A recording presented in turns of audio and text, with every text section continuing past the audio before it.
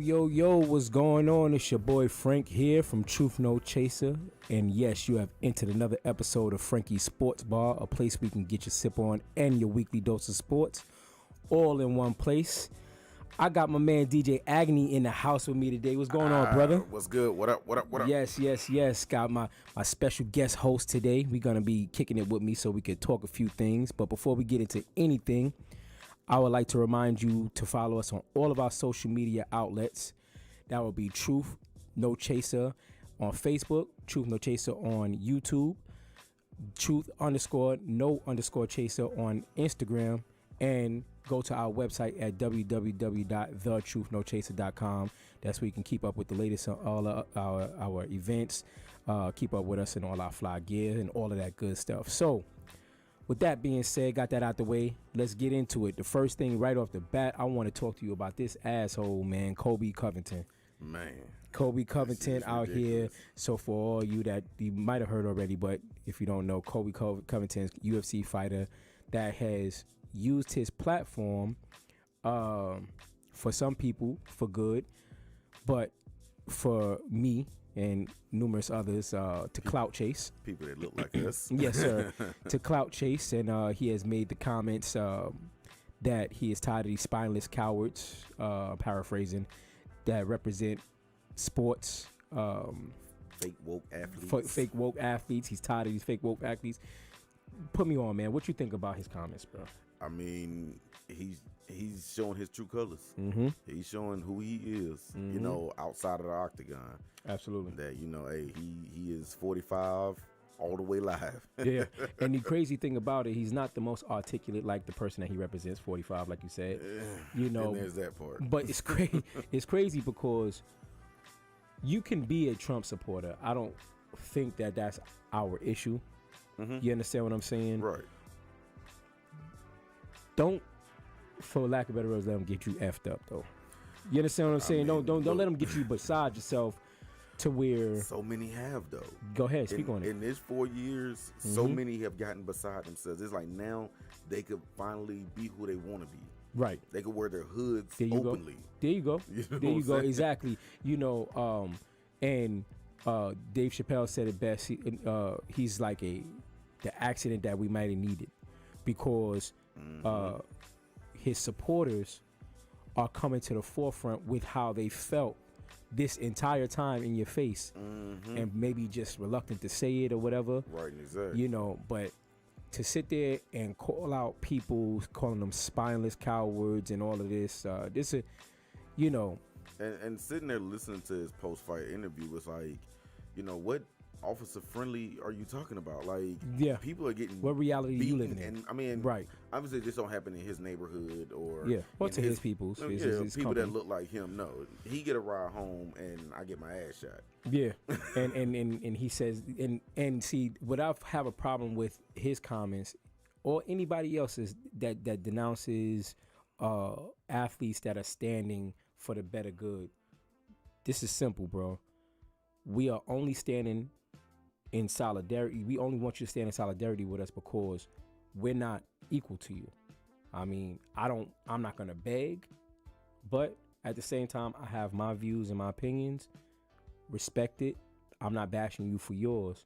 Right. But to call me a spineless coward when there's nothing cowardly or cowardice about me using my platform to take a stand, knowing that I'm gonna get a barrage of hate, whether in the mail or in the stands. You understand what I'm saying? Right. And, so, yeah. And he comes from that population to where, it can't just be a difference of opinion. Mm-hmm. I mean, I seen him throw the word terrorist around. Right. And, what about 9/11? Mm-hmm. I mean, do a little more homework on 9/11. You'll see. Your people have more to do with that than us. but that goes back to 43. I agree. Go back to about 40, 41 if you want to get really technical about it. Another thing that I was pissed off that he kept saying, the silent majority. The silent majority. The silent majority. He kept saying that the silent majority is here to stay. We're here to stand, and this and that, blah, blah. Bro, we know what you're talking about when you say that. Right. We know who you're referring to. The silent majority. The same battle cry. The South will rise again. Yeah. Oh, Confederate ass. But you know what I'm saying. But anyway, man. I mean, just to stay within the same lines, before we even move on to him, what about you? What do you think about him calling out LeBron James specifically? He kept mentioning him, like. You know what? That's like you said, it was clout chasing. Because now his name is tied to LeBron James' name. Right.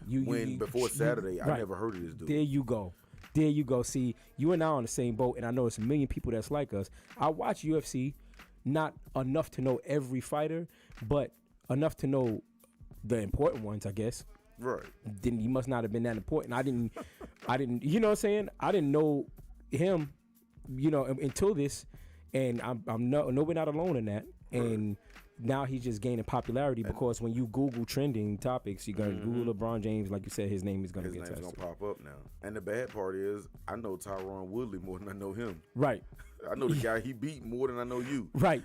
You understand? So I'm not, and that's not to say that the dude sucked, because he may be a good fighter. Yeah. Because as a matter of fact, I think he only has 2 L's. But at the end of the day, we didn't know him. Right. Moving on, but keeping that same. What do you think about racial climate in sports in its totality? Like, just all around, like NBA trying to get involved with the Black Lives Matter movement, NFL allowing players to kneel. Well, NFL owners, I should say. Right. Because the NFL didn't allow players to kneel. The NFL in itself, the owners, that was always a judgment call for them. Right. So what do you think about, in racism in the end zone, all of that stuff? And you know what? I mean, it's a good message. It's a good gesture, but it's one of those things. Adam Silver can't stop police brutality. My man. So, but if you want to protest, take a knee, take a stand, don't come out for the national anthem or whatever, he gave him that space, and that I appreciate him for. Yeah, and I think you had said before, like appease. Yeah, it was. It's definitely it's a shot of appeasement. Right. It's only so much the owners can do. Yeah. The owners can't shut down the police. The biggest thing they could do. Is protect the purse, the bag. Oh, absolutely. You understand what I'm saying? It's a $1 billion a year bag. So in all honesty, it would have been in their right choice to that was to let us have it. This was a year 2020 of open eyes and good vision, and the civil unrest would have gotten real had they protested against the protesting. Yeah. Civil unrest would have got real, and that boycott that they attempted about 5-6 years ago, it probably would have happened this year. Because the two sports, there's 4 major sports in the U.S. Those are 2 of them, and both of them are 85% plus African American. Take us out on what happens. You got Djokovic playing Luka Doncic, and that's it. And that's it. With Porzingis coming off the bench. and Caruso. And Caruso. You know what I'm saying? So I mean, is much needed. We appreciate the gesture, like you said, but we see the plot, right? Like you said, what I'm saying? We know what the bigger protection is. You understand? I wouldn't hold their feet to the fire too much, because there's only so much they could do. Yeah, Goodell or Silver, it don't matter. So the only thing they cannot do is say something stupid. No. Don't say nothing stupid. You know what I'm saying? But just switching gears, speaking of this weekend, speaking of football, this weekend we suffered so many injuries too. Yes. Major players that were led to be the faces of, what I'm saying, this league for a little bit. Right. Nick Bosa, Saquon Barkley. There were 7 ACL tears this weekend. That's 7 season-ending injuries. What do you think? That's a guaranteed year at the crib. You already know. What do you think that you can attribute that to? The injuries. And it's one of those things. I used to think that preseason was pointless. I used to didn't watch preseason until maybe like the 3rd or 4th game, because I wanted to see guys play. I didn't want to see the practice squad play. I didn't want to see the guy that's trying to make the team. Even though, ironically enough, I saw an injury in preseason and Russell Wilson was like 2nd, 3rd man up, and here we are. The rest was the rest is history. You can see some talent in preseason. So I think without the preseason, they didn't have the game speed and the game timing. Right. There you go. And so it was a lot of bad pivoting, bad hits, bad moves, and lack of conditioning. Yeah. I think honestly, the mini camps take care of the conditioning and stuff like that, and the preseason is needed for just to get your feet wet, like you're saying. It's needed more for the next man up, because we want to see who's talented on a team and who's able to stay around and make a 53 man. But yeah, the non-preseason this year definitely, I feel, definitely hurt, a lot of the players around. So I don't know really what the solution is. We neither one of us a therapist, physical therapist or whatever, but we do know that is one of the issues. You know what I'm saying? So listen, man, we gonna be talking a little bit more. We can stick around with me for a little bit. Oh, no doubt, man. I'm here. Yes, sir. So we gonna do a part 2. We're gonna take a little break, and next up we be talking about all things Cowboys. So stay tuned. All right. Peace. Peace.